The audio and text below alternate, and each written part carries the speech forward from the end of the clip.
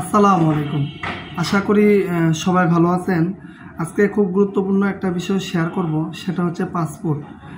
ইদানিং আমাকে অনেকেই ফোন দেন বা আমরা অনেক সার্কুলারগুলো শেয়ার করি, যেখানে অনেকেই পাসপোর্ট ছাড়াই আপনারা যোগাযোগ করেন। দেখেন, আপনি যখন বাংলাদেশ থেকে আপনি বাংলাদেশে থাকেন বা ইন্ডিয়া থাকেন বা আপনি জাপানে থাকেন, যেখানে থাকেন না কেন, আপনি যখন আরেকটা দেশে অ্যাপ্লাই করবেন তখন কিন্তু আপনার পাসপোর্ট লাগবে। পাসপোর্ট ছাড়া কিন্তু সেটা আপনি ডেলিগেট ইন্টারভিউর মাধ্যমে হোক বা অনলাইন প্রসেসিংয়ের মাধ্যমে হোক, পাসপোর্ট ছাড়া কিন্তু আপনার কোনো অ্যাপ্লিকেশন সাবমিট হবে না। কারণ আপনি ধরুন বাংলাদেশে আছেন, এখন আপনি জাপানে অ্যাপ্লাই করবেন বা ইউরোপে কোনো একটা ভালো একটা কোম্পানিতে অ্যাপ্লাই করবেন। এখন আপনার সব কিছু আছে কিন্তু পাসপোর্ট নাই। যখন কোম্পানিগুলোর কাছে আপনার প্রোফাইল যাবে, অনেক সময় ওনাদের গুগল ফর্মে অ্যাপ্লিকেশন করতে হয় বা ওনাদের ওয়েবসাইটে কেরিয়ার অপশন থাকে, ওখানে অ্যাপ্লাই করতে হয়। তো ওইখানে লেখা থাকে পাসপোর্ট নাম্বার এবং ভ্যালিড, মানে আপনার পাসপোর্টের মেয়াদ কবে শেষ, ওই সব কিছু আছে, কোম্পানির সব কিছুর সাথে আপনার মিলছে। এখন এই দুইটা জিনিস যদি আপনি দিতে না পারেন, তাহলে কি ওখানে গুগল ফর্মটা কি সম্পূর্ণ হবে? কখনোই হবে না। ঠিক তেমনইভাবে আপনি যখন ওদের গুগল ফর্মে বলেন বা ওয়েবসাইটে এই কাজটা যদি সেম থাকে, সেখানেও কিন্তু সম্ভব না। আরেকটা বিষয়, অনলাইন প্রসেসিং। অনলাইনে আপনি যখন সবগুলো ফাইল একসাথে করে কোম্পানির কাছে পাঠাবেন, তখন কোম্পানিগুলো আগে কি আপনার পাসপোর্ট দেখবে যে আপনার পাসপোর্টে মেয়াদ আছে কিনা, বা আপনার পাসপোর্টে কোন জায়গায় বা কীভাবে কী ইনফরমেশনগুলো ওনারা অনলাইনে চেক দিবে বা দেখবে। তো পাসপোর্ট যদি না পাঠাইতে পারেন, তাহলে ওনারা আপনার সিবি বা আপনার অভিজ্ঞতার সার্টিফিকেট, এগুলো কোনো ভ্যালু আছে? কোনো ভ্যালু নাই। কারণ আপনি এক দেশ থেকে আরেক দেশে যাবেন, যাওয়ার যে মাধ্যম, যে সোর্স, মেনটা কি? পাসপোর্ট। পাসপোর্ট ছাড়া আপনি কীভাবে এক বর্ডার থেকে আরেক বর্ডার ক্রস করবেন?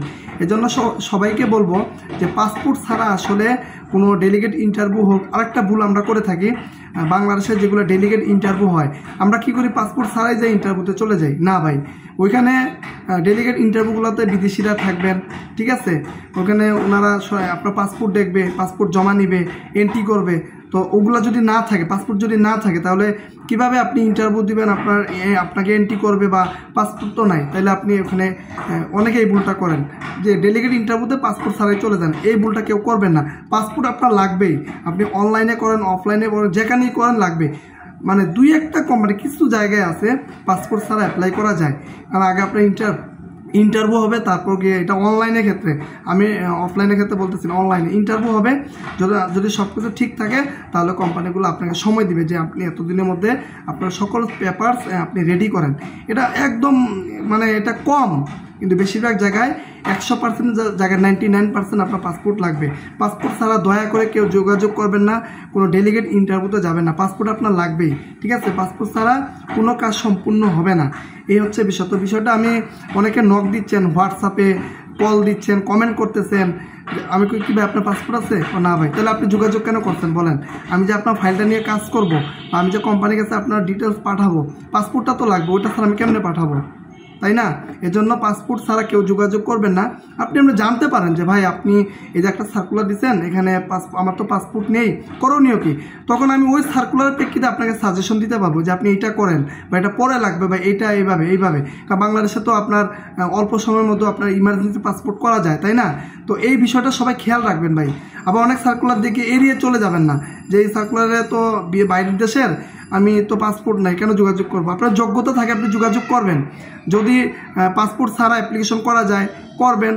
ওই যে বললাম, অনেক কোম্পানি আছে ইন্টারভিউ নিবে, ইন্টারভিউ সব কিছু ঠিক থাকলে আপনাকে পরে পেপারসের জন্য ওনারা জানাবে, তখন গিয়ে আপনি ডকুমেন্টস ইমার্জেন্সি হোক বা যেভাবে রেডি করলেন। তো ঠিক আছে, সবাই ভালো থাকবেন। আশা করি এই মেসেজটাও ইদানিং প্রচুর আসতেছে, যার কারণে ভাবলাম একটা ভিডিওর মধ্যে যদি বিষয়টা শেয়ার করা যায়, তাহলে আপনারা অনেকেই উপকৃত হবেন। তো যেসব সার্কুলার পাসপোর্ট লেখা থাকবে যে ভ্যালিড পাসপোর্ট লাগবে, বা পাসপোর্ট ছাড়া যদি উল্লেখ না থাকে, আপনি যোগাযোগ করবেন।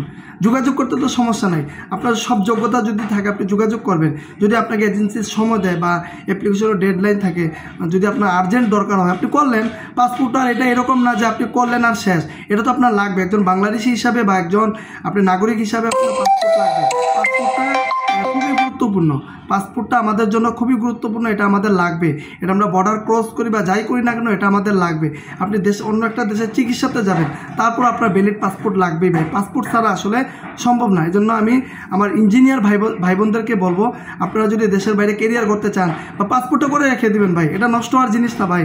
এটা করে রেখে দিবেন, এটা ভবিষ্যতে যে কোনো এক সময় আপনার কাজে লাগবে, যে কোনো সময় এটা করে রেখে দিবেন, এটা খুব ভালো। ঠিক আছে, ধন্যবাদ সবাইকে, ভালো থাকবেন।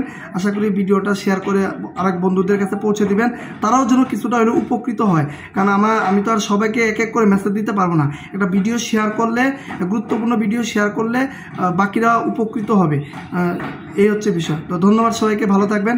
ইনশাআল্লাহ অন্য কোনো একটা টপিকস নিয়ে আরেকদিন কথা হবে। আসসালামু আলাইকুম।